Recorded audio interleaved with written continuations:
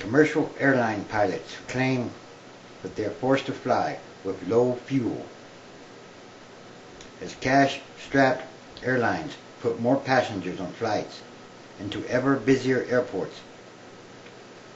Commercial airline pilots are filing internal complaints warning that airline cost-cutting on fuel supplies could be creating a major safety risk.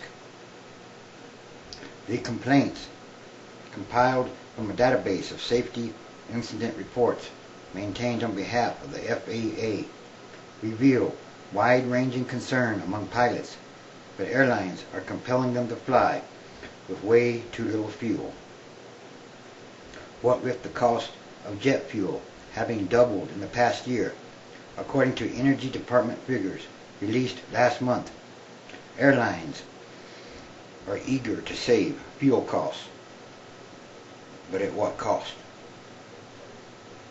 FAA regulations are precise. A plane must take off with enough primary fuel to reach its destination, and then its most distant alternate airport based on conditions. It must carry at least a reserve of 45 minutes worth of fuel on top of that. But Carl Schricker, a spokesman for the 12,000-member Allied Pilots Association, the largest independent pilots union, said some pilots believe the FAA guidelines were not enough in a time or an era when airlines are seeking to save costs by having aircraft carry the minimum fuel required.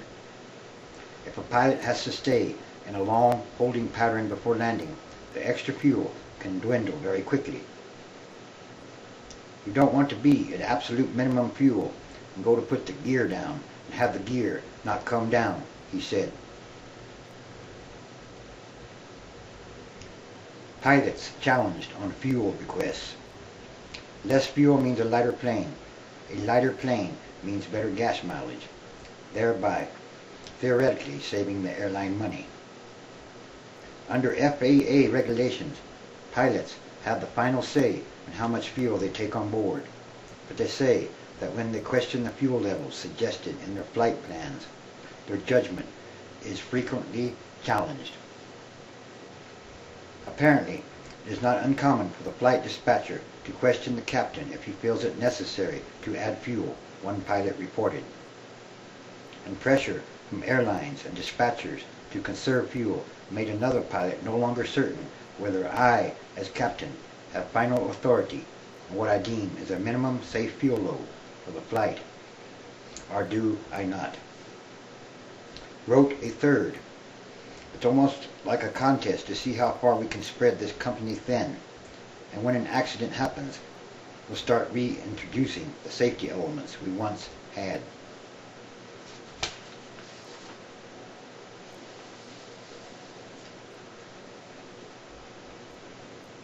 FAA guidelines called too skimpy. Numerous regulations, guidelines, and fail-safes are built into the U.S. aviation system to make sure it doesn't happen again,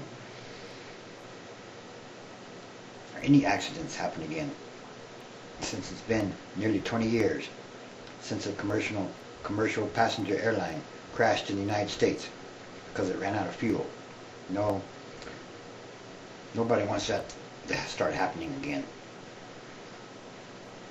But the incident reports reflect pilots' concerns that the margin of error could now be narrowing or getting smaller. Some pilots accuse dispatchers of underestimating or overlooking flight conditions so they could say the fuel allocations they recommended met the FAA's requirements. Kind of like lying. A combination of minimum fuel flight planning with unrealistic flight plans combined to create hazardous fuel situations, the pilot of a Boeing 737 wrote. Flight plans are issued according to written guidance without regard for the reality of the day.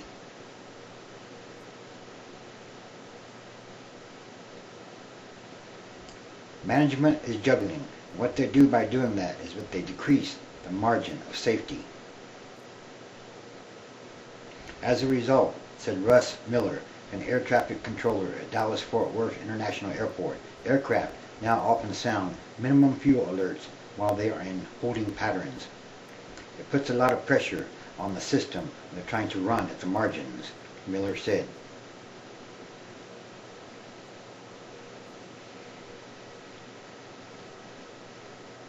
In a report released Wednesday, the Transportation Department's Inspector General confirmed that based on its study of 20 sample arrivals, minimum and emergency fuel declarations had increased on flights into the Newark area, most of them on international flights. It said the FAA was reviewing when and how pilots should declare minimum and emergency fuel declarations at Liberty Airport.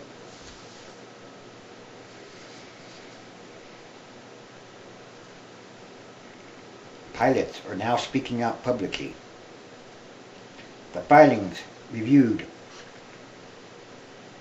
are the first public documentation of pilots' misgivings. The number of fuel supply complaints, which are included in more than half of all reports detailing flights in which crews declared a minimum fuel situation or a more critical fuel emergency, and the consistency of their message suggests that concern over fuel levels is widespread and rising.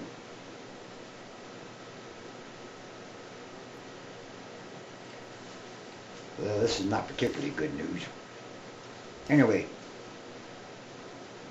if the cost of jet fuel starts doubling every year, well, anyway,